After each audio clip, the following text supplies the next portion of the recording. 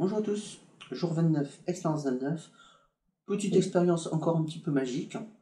Alors au niveau du matériel, très simple. Il va vous falloir un verre bien circulaire qui n'a pas de forme bizarre. Donc moi j'ai pris un verre de pois moutarde. Il va falloir une feuille sur laquelle vous allez dessiner un petit quelque chose, n'importe quoi. Et puis de l'eau. Et c'est tout. Alors il ne reste plus qu'à remplir notre verre d'eau.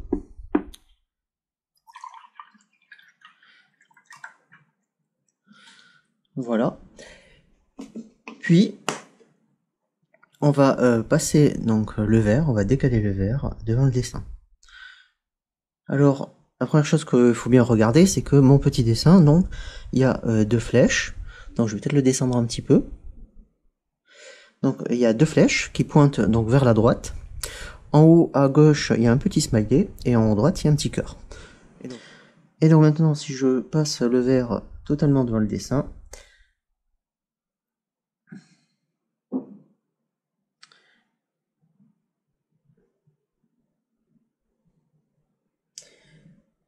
on observe que les flèches vont cette fois-ci vers la gauche, que le cœur qui était en haut à droite est passé en haut à gauche, et le smiley qui était en haut à gauche est passé en haut à droite.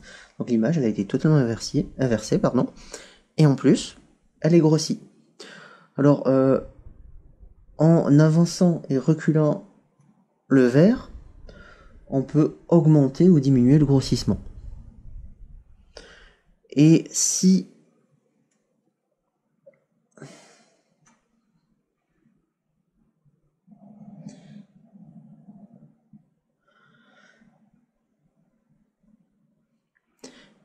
donc voilà, je place mon verre trop proche du dessin, je me retrouve avec à nouveau le même sens pour mon image.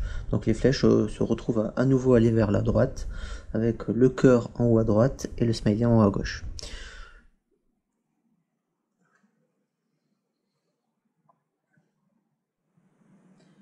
Alors maintenant, essayons d'expliquer ça. Donc pourquoi, quand on observe notre objet à travers le verre rempli d'eau, l'objet se retrouve légèrement grossi, voire même très grossi, et surtout inversé. La gauche est devenue la droite. Alors c'est parce qu'en fait, on a tout simplement un effet loop. Le verre va se comporter comme une lentille convergente. Alors à une petite différence près, c'est que notre verre n'est bombé que latéralement. Il n'est pas bombé de haut en bas. De haut en bas, il est plat. Du coup, on n'a pas tout à fait une lentille convergente, plutôt on a une lentille convergente, c'est-à-dire unidirectionnelle, c'est-à-dire qu'une vraie lentille convergente, qui serait bombée aussi comme ceci, ou alors un verre, qui serait un ballon, qui serait aussi bombé de haut en bas, vous auriez une inversion totale, c'est-à-dire la gauche, la droite, mais aussi le bas et le haut. Donc là, comme j'ai un verre plat, je n'ai que la gauche et la droite inversée. Mais si j'avais mis mon verre horizontalement, bouché, pour pas que l'eau s'échappe, j'aurais inversé le haut et le bas, mais plus la gauche et la droite du coup. Alors maintenant, pourquoi? Alors, parce qu'en fait, là, le verre va se comporter comme une lentille convergente. Donc, par exemple, les lunettes des gens qui sont hypermétropes sont aussi des lentilles convergentes. Les loupes sont aussi des lentilles convergentes. D'où le nom d'effet loop. Alors, comment ça marche?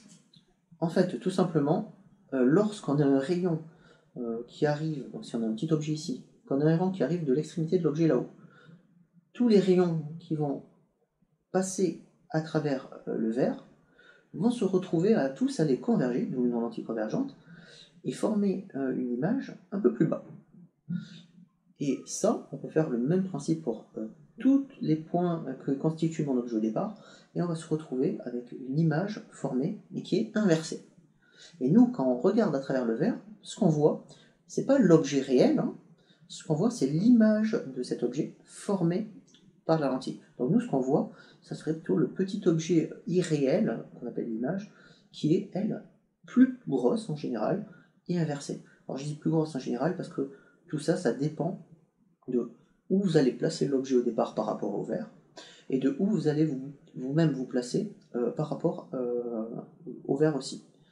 Donc si vous voulez avoir cet effet où l'objet s'inverse et grossit, il faut que l'objet soit supérieur à ce qu'on appelle la distance focale, hein. C'est la distance, une distance caractéristique de ma lentille. Voilà. Donc j'espère que c'est un peu plus clair pour vous.